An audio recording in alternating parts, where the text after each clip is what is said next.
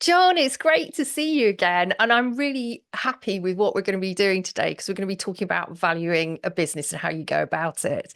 And as you know, I've got my own business and I'm constantly thinking about how to build value into that through systemization and everything else you hear about scaling. Um, but when people talk about selling, it's always about the sort of multiples, like I'm going to get 7 times or 4 times or 10 times or whatever. And it seems to be quite a misunderstood area, but I'm sure it must be incredibly complicated and it's hugely important to get it right for your future. So talk to me about it and talk to me about how complicated it actually is, because I'm sure it is. So, There is a lot going on, and first of all, you mentioned like this for the sale of a business, and that's selling the business as a whole, which is different than what a minority ownership interest. It's portion of the pro rata, and we can talk about that if you're not actually selling the business a little later. But to your point, multiples are quoted a lot for either on multiples of sales or revenue or multiples of EBITDA. And there are a lot of factors underneath those quoted multiples that go on. And it depends on the industry. And, commercial and industrial businesses are typically selling on a multiple of EBITDA. Uh, Technology businesses, SaaS type companies are often selling on a multiple of revenue and annual recurring revenue. And so those multiples, you see different ranges quoted. And what's really going on is a lot of work is going on behind the scenes. People may be running a discounted cash flow analysis and everything to kind of come up with implied multiples. And other factors, the quality of your management, which we talked about in a previous podcast, your growth rate, all those factor into what the multiple actually is. So, for example, in a manufacturing company, pick a certain sector of manufacturing, multiples might range from 6 times EBITDA to 9 times EBITDA. Where you fall in that range depends on your size, the risk associated with your customer client base, your growth rate, a lot of different things going on in that.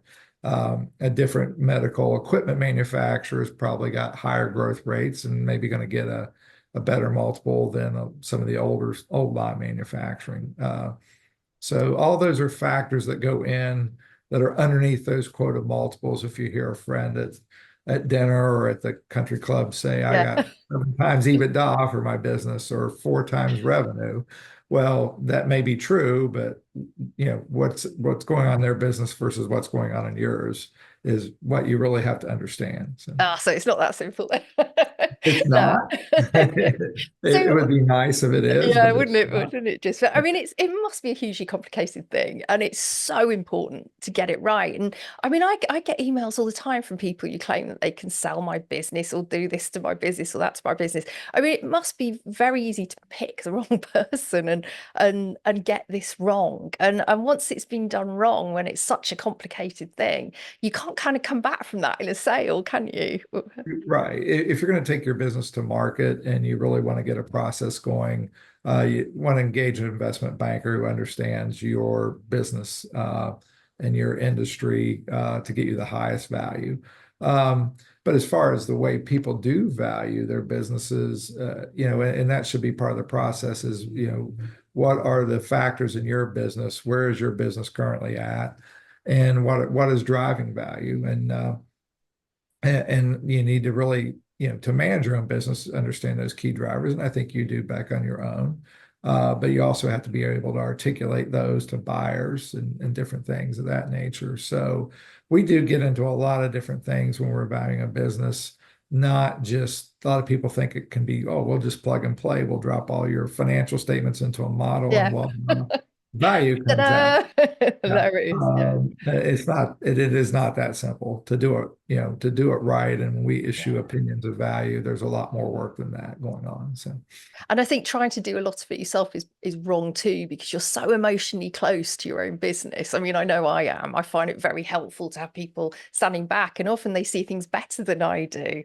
I find that as well. right.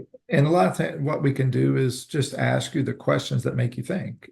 We don't know your business as well as you do or any or other person's business, but we can give you the independent perspective because we are advocating an opinion. It's supposed to be unbiased. And we as we go through the process and we look at your say your last 5 years of financial statements plus projections for the next 1, 2, 3 years, whatever you might have, we might identify gaps and make you think about what your trends are saying versus what your projections are telling us and things like that, which will helpfully make you think a little bit more about your business. But when we deal with business owners and management, we don't know the business as well, their own business as well as they do, but we know the industry and some different things, and we do the research analysis. So we can ask some questions that maybe help them think about their business, whether they're planning on selling or not. So.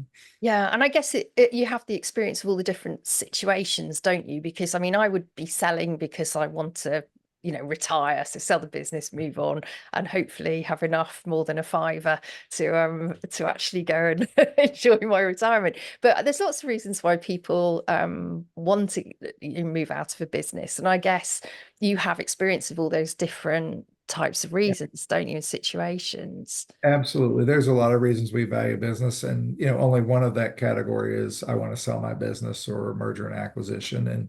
And we even do them post merger and acquisition for financial reporting because it has to be what we call a purchase price allocation to comply with generally accepted accounting standards here in the US or even the international accounting standards. But yeah, we do a lot for estate and gift where owners are not selling their business, but they're going to gift 10% to their children or something like that. And then there's a lot of reporting that goes in that. And we had a prior podcast on all the rules that are Yes, changing for yeah, we did. the wealthy people. So we do a Yes. lot for that. And how you value a 10% ownership interest versus 100% of the business is a different you start with the approaches are the same, but you come up to different conclusions because of the lack of control and the 10% interest and things of that nature. We value them for recapitalizations where people are going to recapitalize their business with a different structure.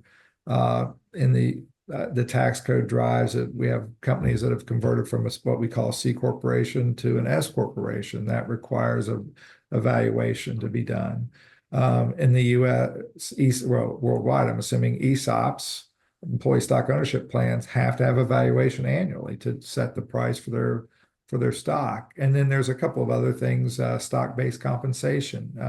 When people issue stock options to their management team, which you see a lot, say in the startups or the technology world. Right. We to give them kind of make them have some skin in the game to grow the value of the company. Those have to be required both for financial reporting and also for the compliance with the Internal Revenue Code under Section 409A.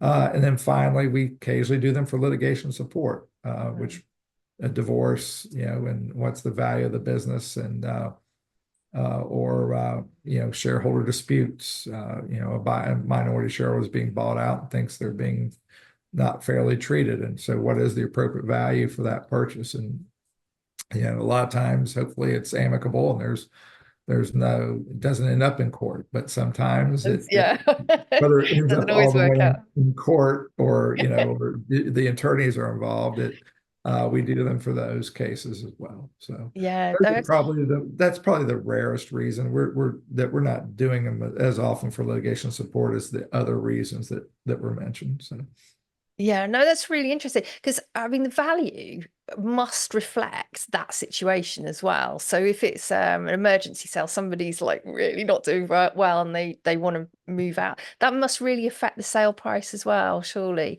All those situations are going to be looked at in a right. different way, aren't they? Yeah, certainly a distressed business who is really under financial distress is not going to, first of all, they're probably losing money. Whether they can really have a going concern issue. certainly affects value. And then it may end up being a liquidation value where we're not worried as much about the cash flows as we're worried about what are the value of their underlying assets, that what they could be sold for.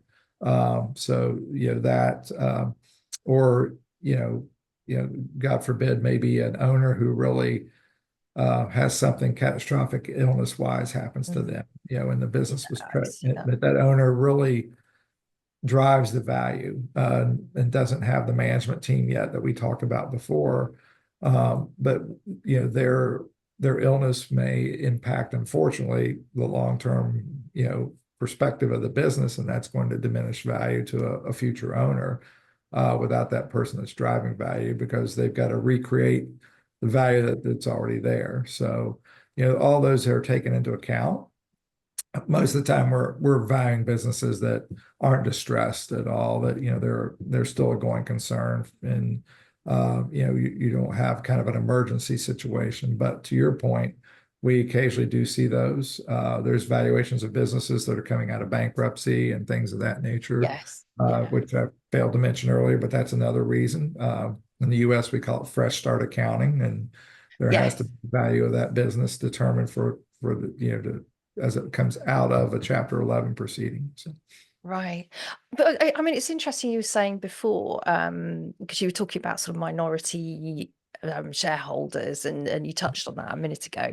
And a friend of mine's considering sale at the moment. He's got about 60% of the business, with another business in his sector owning the rest. I Mhm. mean, how's that going to affect the equity share, sort of affects the value of the sale and his sale if he wants to sell that 60%? I mean, how's that going to kick in? Well, typically when we look at somebody who has control, so the 60%, and there are reasons where a 60% shareholder may not really have as much control based on operating agreements and different things that may be, by state law or whatever it might be. But if they have a controlling interest, they can, generally there's not much discounting to what we call the pro rata value of the whole. So if, when we do a business, we're, first of all, we're valuing the entire enterprise value to start on a controlling basis. And then if the business has debt and there's other adjustments, we walk that bridge down from what we call the enterprise value down to what's the value of the equity. If it's a controlling interest, he has, can force the sale of the business, or put it out there if he wants to get his 60% of the pro rata value. If it's a minority interest, on the other hand, those cannot force the sale of a business.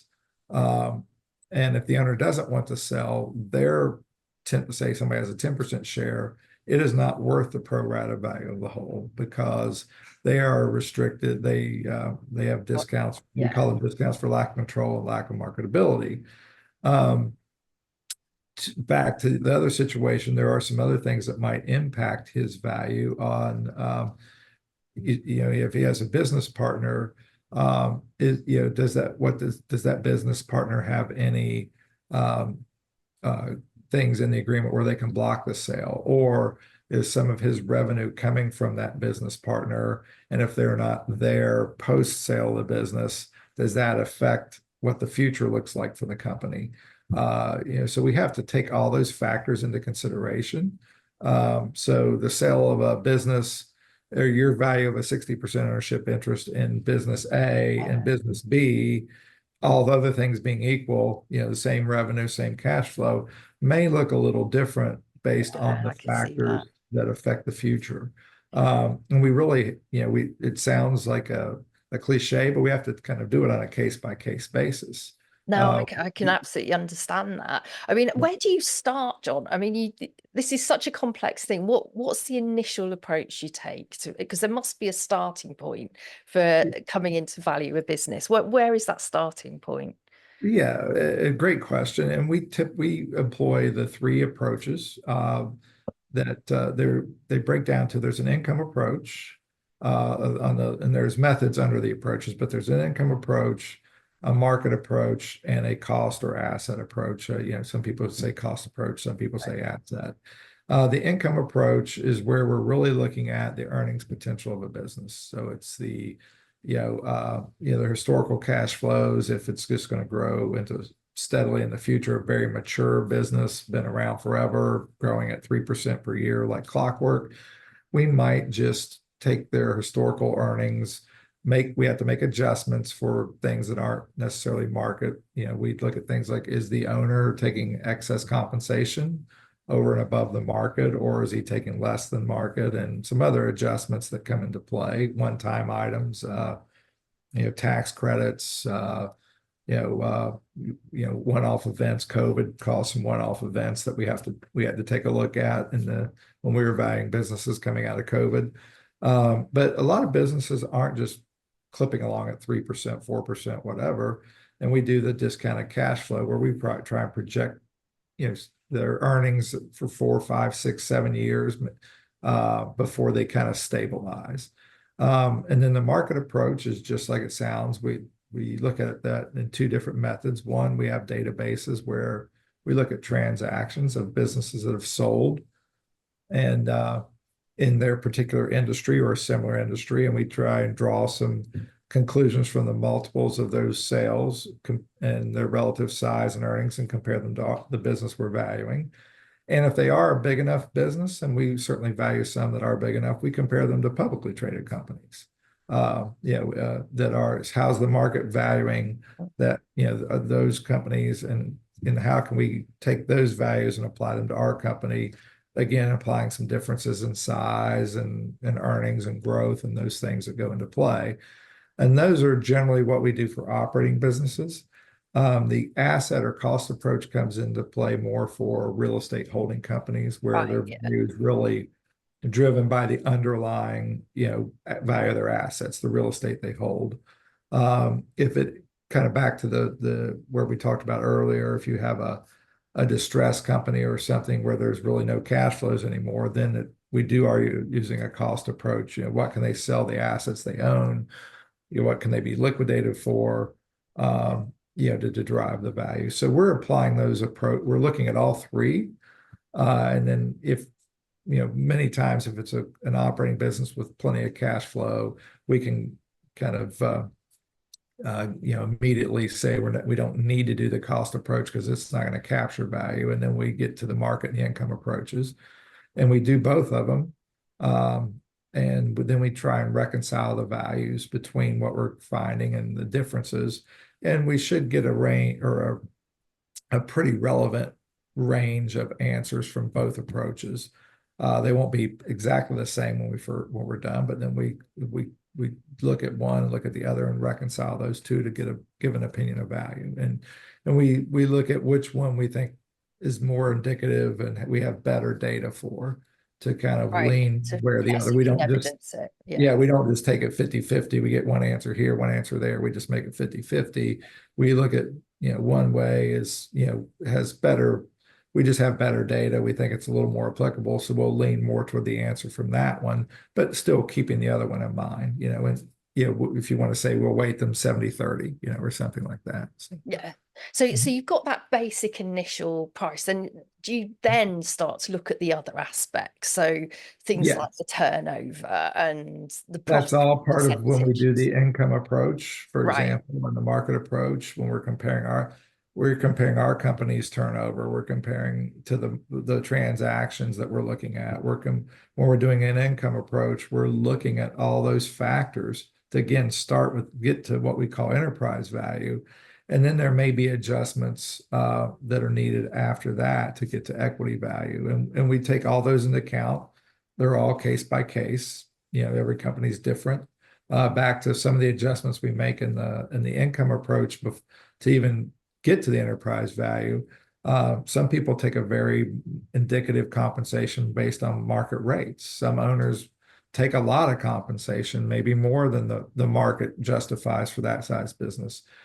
So we make all those adjustments within the method that we're applying and the approach. So there's, again, a lot that goes into it. So, even though company A and B may look very similar, we're doing different things when we value company A versus company B.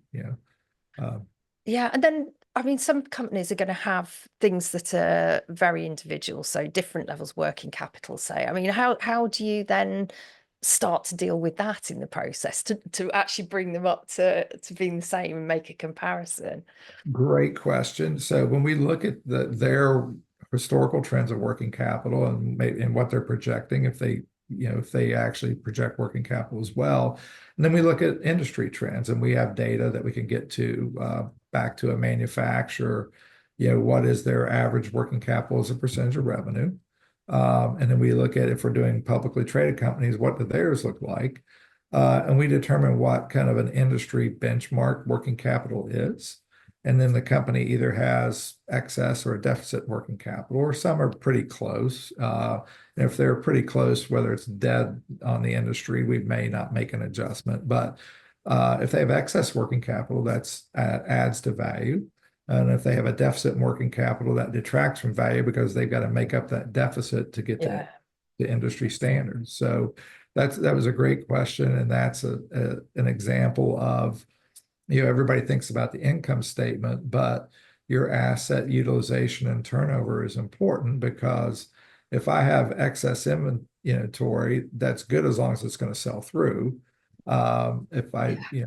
and turn into cash, so that would be excess working capital. But if I have a deficit in working capital, then that's actually puts a little bit more risk, and so that deficit working capital becomes a decrease in value. So, And we and every touched, case it goes yeah, back to, every case is different.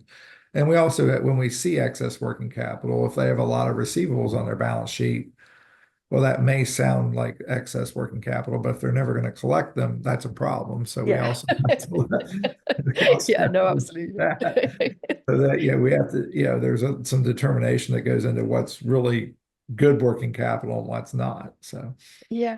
Well, you talking about sort of individual cases. So a bit earlier you mentioned lack of control and sort of marketability discounts around the valuation. And if we go back to the case of my friend with the 60% shares. So he has a lot of restrictions in terms of who he can sell to, because it's another business that owns the 20%. So how would a situation like that affect the sale price? And tell us a bit more about the lack of control and marketability discounts that that's a great example, because normally 60%, ownership, you think, well, I've got control of the company, I can open it up. But now he has an agreement that has restrictions that says, first, maybe the minority owner has to prove who the sale is to, for example. And I don't know if that applies specifically, but I wouldn't surprise me. Or, he has to sell to only a handful of people. Maybe that's the agreement they came up with.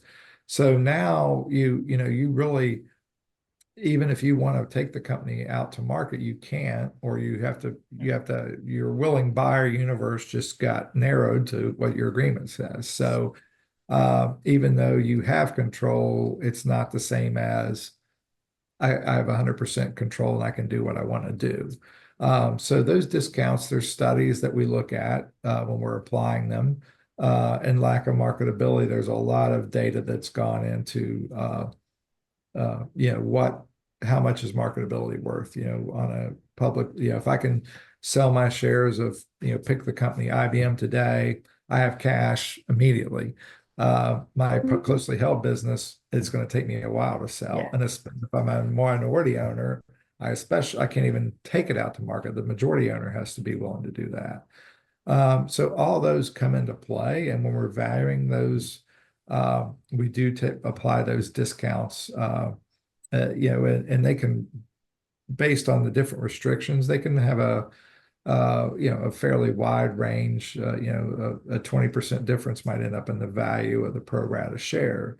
Now, it doesn't mean necessarily that in your friend's case, that if he goes to sell it, one of those, who he can sell it to, maybe he gets a buyer that still gives him full value.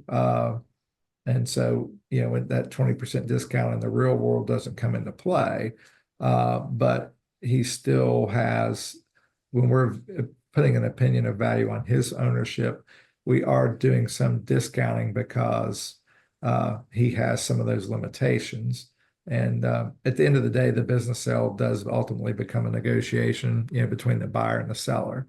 Uh, Yeah. but he certainly doesn't, sounds like he does not have the capability to fully go out into the market for any buyers interested in the industry that he participates in. Every private equity can't buy his company that might want it because of the restrictions in the agreement. Yes. No, absolutely. We would look at those as part of the value. So, No, interesting. So, I mean, yeah, I'm a marketeer. So when I look at a business, I come in it in quite a different way. But one of the things we do is, first of all, analyze the whole marketplace, the brands, because these days the brand is such a huge asset.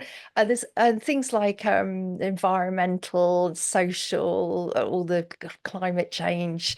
And how that impacts on consumers and how the business is conducting itself in the marketplace.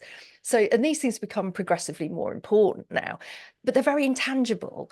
Do these affect the value of the business? Because you could have one business that's really good at these intangibles and has an incredible brand, and another that isn't, but they would hugely affect the appeal of the business. absolutely. And brand value, especially where you can demonstrate you truly have a great market share and brand recognition. You're number one or number two in the market, as Jack Welch used to say at GE.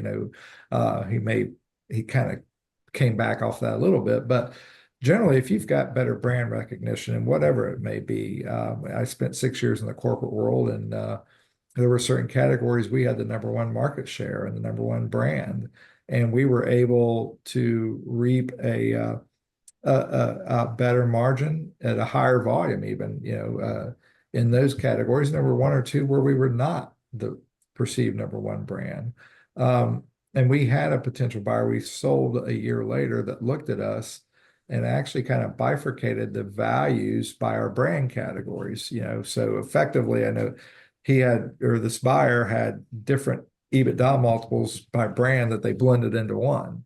Mm. Uh, and so they basically gave us a higher value where we had great brand recognition. So in your business, if you are, a market leader and it's demonstrable, you will reap a higher value for your business than another person in your market, even if they've got a profitable business, because they're not the recognized leader and they don't have the brand value. Back to some of the other things you mentioned, the ESG issues, you know, there's a lot of discussion right now on how you can measure that. Um, and if you really can, and there's a lot of very smart people that are on both sides of that argument. Some say it ultimately comes out in the market, but there's no way to apply a metric or risks to it. Um, I mean, obviously, if somebody is reckless in their approach to the climate, ultimately the market will probably penalize them. And if you know that, you could certainly take that factor into your valuation. But generally speaking, if it's not on the surface right now, it's still kind of hard to get to it.